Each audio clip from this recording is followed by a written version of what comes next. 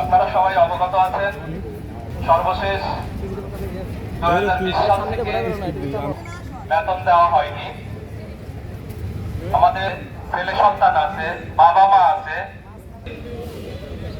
ঋণ কর্জা ধার করে কোনো মতো অর্পিত দায়িত্ব যথাযথ ক্লাস নেওয়া এবং প্রশাসনিক প্রিয় শহীদ মিনার প্রাঙ্গণ এবং আমাদের যে কর্তৃপক্ষ আমরণ কর্মসূচিও পালন করেছে।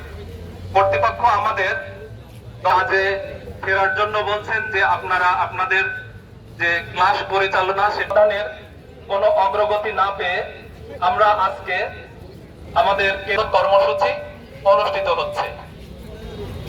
আমাদের এই পলিটেকনিক যেটা 2010 সালে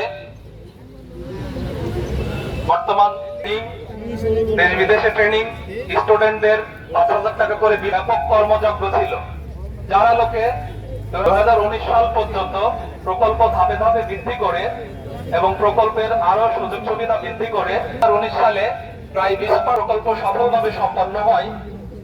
তখন সরকারের পক্ষ থেকে দফায় দফা আন্তরিকভাবে ধন্যবাদ জানাচ্ছি এবং আমরা অনুরোধ করছি আমাদের এই মানবিক বিষয়টি আপনারা বুঝিয়ে দিবেন। আমরা বিশ্বাস করি আমাদের ছাত্র জনতার আন্দোলনে যে বৈষম্যহীন সরকার, তাহলে আমাদের এই বেতনের যে সমস্যা এই সমাধানটা দ্রুতই হবে।